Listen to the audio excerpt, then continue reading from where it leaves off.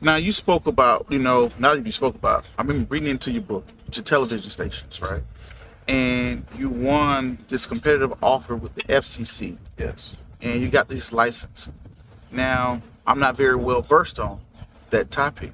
Would you mind educating my audience on why was that so important and the competitiveness to get that particular license? Well, let's talk about TV licenses with the Federal Communications Commission, radio licenses, and then broadcast as it relates to, say, the telephone business. All of those I've been involved with. Okay. The TV license, there was a time when you would apply for the license, and generally once you apply, you may have others who apply for the same license.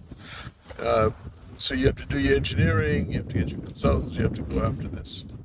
But then if you have competing entities going after the same license, then what you're facing at that point is a hearing, and a variety of hearings where the other side's trying to tear you down, and you're trying to show their inconsistency, their inaccuracies, and so on and so forth. And then ultimately, the Federal Communications Commission awards a license to someone. And that's how we ended up with it.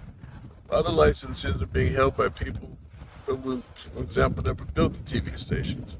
Those are called construction permits. Is actually what you receive until you actually go on the air. Then you actually get a license at that point. So we bought several construction permits in different parts of the country where we then built stations. In the city where you are now, for example, I owned a TV station right there in Denver. And I owned a very nice building right off of 5 Points. Oh, yeah.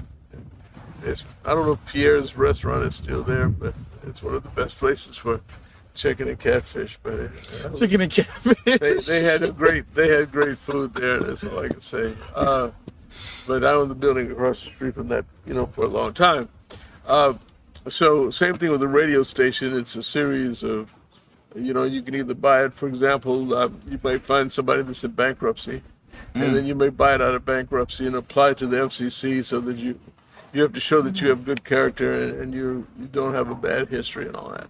So therefore you can, you're vetted because a license from the FCC is a public trust. So the FCC has to make sure that you are somebody who can be trusted with this license as a public trust. When I went after my wireless phone company, I had owned TV stations. I knew that we were beginning to move from an analog signal to a digital signal. Back then, cellular phones were also analog. The old snap, crackle, drop. You remember where the coolest person in the theater had a phone in a briefcase? And Yep. That was him. But when I saw that TV stations were moving to digital, I immediately recognized that so would be the cell phone companies. And it would eliminate, ultimately, analog signals. So the FCC, in determining how to issue licenses, had 6 different levels of licenses for the entire country and all the U.S. protectorates. And those licenses were to be auctioned. So literally, I had to get in the auction to win licenses. And then I decided that once I received it, I should really connect with and affiliate with one of the major companies. So I did that with Sprint. And long story short, I made a deal with them to work with me on my licenses. I flew a team. By then I had my own private jets, and I flew a team with me over to Kansas City to meet with them, all my engineers, everybody. And they told me that at that moment that they were not going to issue any types of arrangements with companies other than rural telephone companies, so that they would become the affiliates. In other words, Sprint was going to build and was building the big cities, and the rest of the country in rural areas, They were going to let others build them and then connect their network with them. Well, I had owned half of the state of Missouri, and there were others. And I told them that if you can arrange, if you work with me, then I'll become a Sprint affiliate. They said, we don't do that with entrepreneurs. We're only doing it with rural telephone companies. Well, as I was leaving the door, I said, great, I'll see you in the marketplace because, as you know, in the phone company business, it's first to market. Whoever gets there first and gets the customers tends to keep those customers. Well, believe it or not, a month and a half later, they called me and flew in and said, we've changed our mind. We're going to let you become one of our affiliates. And here's a map. You draw what you want. So I took the whole state of Missouri, half of the southern part of Illinois, little Kansas, Arkansas. And I proceeded then to almost double, maybe triple the footprint that I had and utilized their license to build the footprint. So it took about initially $100 million to do it. And once I became an affiliate of them and they had this buying power, it dropped to about 54 million. And the question still became, where am I going to get that from? And so I was at one of the affiliate meetings and I asked one of the rural phone companies, well, how do you guys fund this stuff, you know? And they said, well, what we do is we work with the vendors who are going to supply the,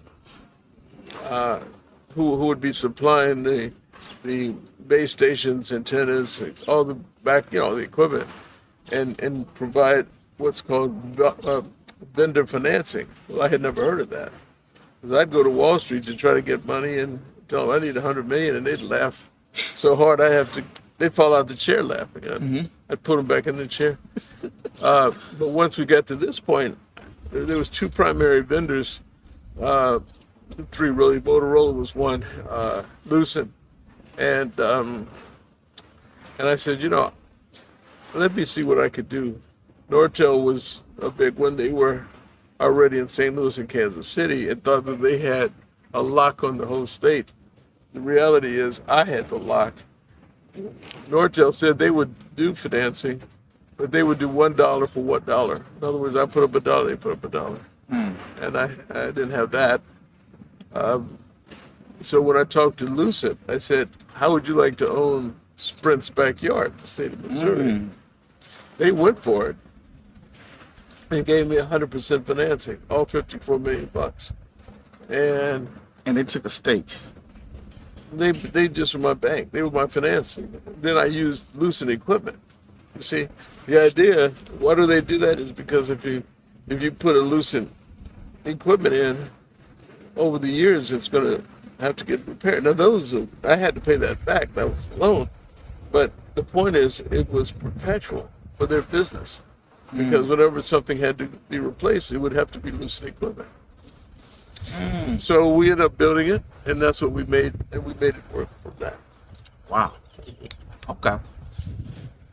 That's deep. That's what you just did. That's all in my book, by the way. Oh yeah, I read that about getting at the tower, and that to me was big business versus small business that I was speaking about. Like, well, who's thinking about getting the tower and getting those type of deals, and then finding the financing, like you corrected me earlier. You say, hey, it's not about having the money, it's about working on it.